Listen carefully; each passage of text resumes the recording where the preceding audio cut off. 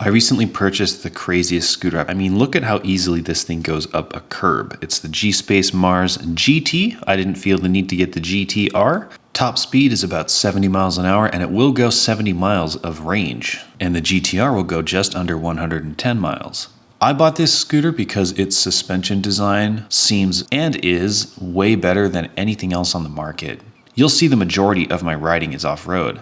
So I'm not taking this thing at top speeds, but I am taking it off-road on some pretty bumpy stuff, as you can see. It really is one of the nicest scooters you can buy, and it's not even the most expensive. Although, while I wouldn't call it cheap, the GT model is $28.99 and the GTR is $33.99. But you can get $100 off with my code on any of their scooters. That helps. And I essentially sold my 7260R Teve Run scooter to buy this. And obviously a lot of things attracted me to this scooter, but one thing was really holding me back from the purchase, and it's the fact that this comes with 11-inch tires.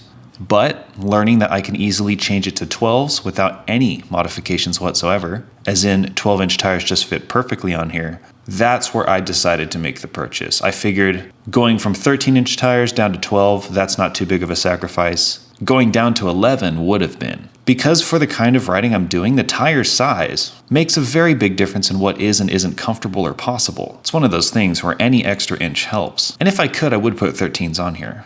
I will do a full-length video review for this scooter soon. I might even compare it to the 7260R to help put some perspective on it. I did keep my Fighter 11 from Teve Run because, depending on the use case, that can be the more practical scooter. It's definitely a little more portable and lighter, and it's still a very nice scooter. I still suggest it, just depending on your needs. But if you're really trying to push the limits of what you're going to do off-road, I really don't know if there's a better scooter than this. Unless you're buying something absolutely insane, like the Sen bike from Hugo Bikes, but that only has a rear motor, and it would cost about $2,000 to ship in America, and the scooter about $6,000. So besides that absolutely insane scooter, which I would love to try sometime, I think this is the most capable by far. It has a better suspension design. It uses linkage on the rear swing arm, which actually optimizes the wheel path for travel and control, stability, etc. I put air shocks on mine, which is possible on this scooter, again, because the leverage ratios for the suspension arms are better. I'll get into that in a long form video. It's too complicated to talk about here. But the suspension design is essentially brilliant. That's what I'm trying to say. And you don't need a dampener with this. Isn't that awesome? This scooter inspires so much confidence in the steering because it is so inherently stable.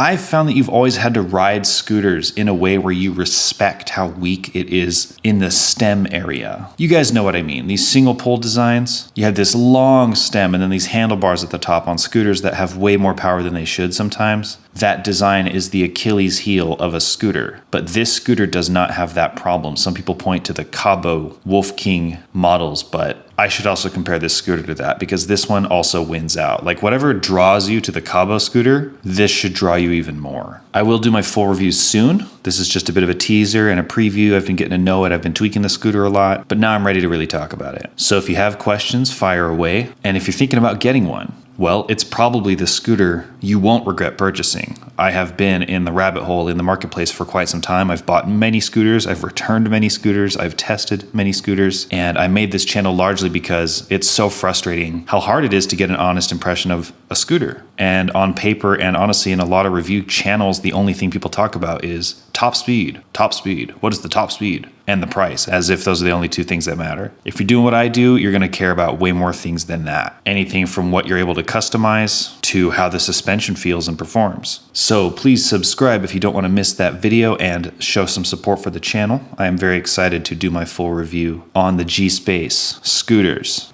And in that video, I will go over everything that I have updated and changed so far. I'll share everything I really love about this scooter and things I do not love about the scooter, some of which you can change easily, some of which is pretty hard to change or possibly impossible. There is no perfect scooter, but I will say that this one comes pretty darn close, and the vast majority of things that I do not like that felt like some kind of compromise that was too much, generally that thing could be fixed or changed somehow. And an example of that would be the 12-inch tires.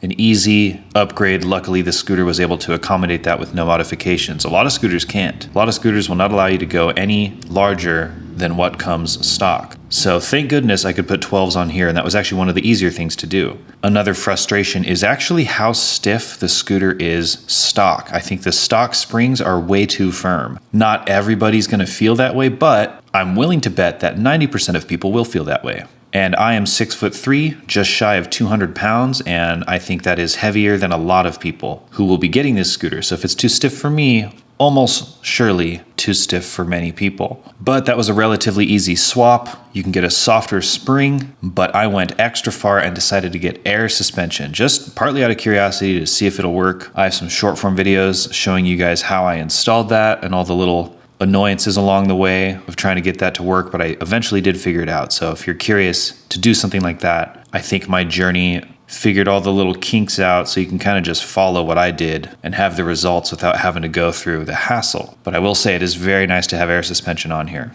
But don't be cheaping out on air shocks. That's how you have a bad time. Got to get something decent that will hold air really well. But I am continuing to test air shocks, so I will sometime have the best cheapest option and the best nice option within reason. It's easy to spend way too much money on suspension if you want to. I've also modified the wiring a little bit so that I can put a finger throttle of my choice on this scooter. I'm not a fan of the thumb throttles generally. That is a personal preference thing, but I will argue that finger throttles are generally better, especially if you're doing crazy bumpy stuff like I am. It's really hard to not have your thumb flying around when your palm is moving up and down the way that it does when you ride bumpy stuff. I think on a smooth road, you won't notice the difference as much. Like you won't be punished for it. But off-road, I think it really sucks to ride with a thumb throttle. It's a lot more strain on your hand to hold it in a way that's steady. With the finger throttle, it's effortless, but it has to be a particular kind of finger throttle. It's not the one that is included on the GSPACE website. It's actually the one from Teveran. And a simple wiring splice and arranging allowed for me to put that on no problem. Anyway, those are the majority of big changes I've made to the scooter, and with those behind me, I am extremely happy with this GSPACE. The 12-inch tires, the deck clearance, I can ride up curbs, for example. That's so nice because it is annoying to run into a sidewalk and be like, oh, now I gotta pick up my scooter. It's really nice to just be able to actually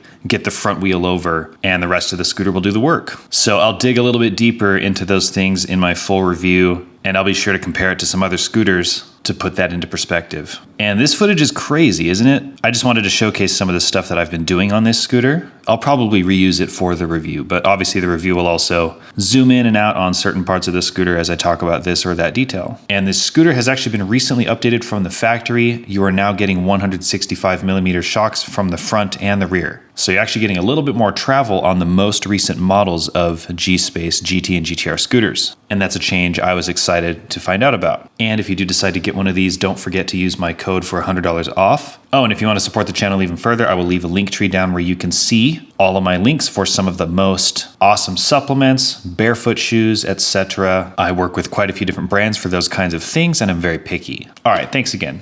Bye for now.